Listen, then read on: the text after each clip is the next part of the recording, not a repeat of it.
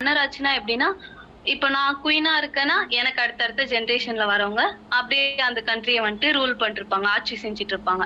இதுவே மக்களாட்சினா பீப்பிள் எல்லாருமே ஓட் போட்டு ஒரு பிரதிநிதிய நம்ம செலக்ட் பண்ணி அவங்க மூலியமா இந்த கண்ட்ரிய ஆட்சி பண்றது. அதுதான் ஜனநாயகம். இப்போ 2 டைப்ஸ் இருக்கு. Direct direct democratic, indirect.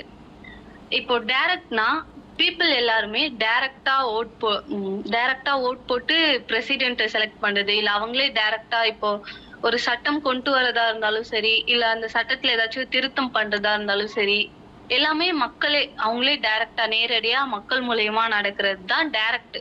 Switzerland எல்லாம் அப்படிதான் நடக்கும் டைரக்ட். இன்டைரக்ட்னா ஒண்ணும் இல்ல.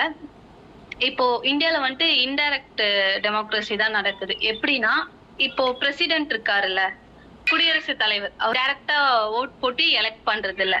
நம்ம வந்துட்டு எம்பிஸ், பார்லிமெண்டோட மெம்பர்ஸ்லாம் இருக்காங்கல்ல, நாடாளுமன்றம், அந்த மெம்பர்ஸ தான் நம்ம எலெக்ட் பண்ணுவோம். ஒவ்வொரு தொகுதியிலயும் எலெக்ஷன் வரும்ல. இப்போ ஒரு தொகுதிக்கும் ஒவ்வொரு மெம்பரா எலெக்ட் பண்ணி ஜெயிக்க வைக்கிறோம்ல மெம்பர்ஸ். அவங்க எல்லாரும் சேர்ந்து ஓட் போட்டுதான் பிரசிடென்ட்ட வந்துட்டு அப்பாயிண்ட் பண்ணுவாங்க. இதுல வந்துட்டு நம்ம வந்து டைரக்டா செலக்ட் பண்ணல, நம்ம மூலியமா செலக்ட் ஆன ஒரு பர்சன் வந்துட்டு பிரசிடென்ட்ட செலக்ட் பண்றாரு. அதுதான் இன்டைரக்ட்.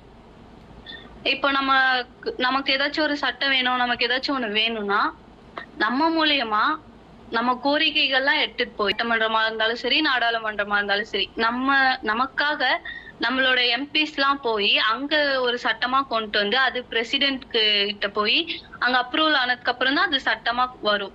இதுதான் இன்டைரக்ட்.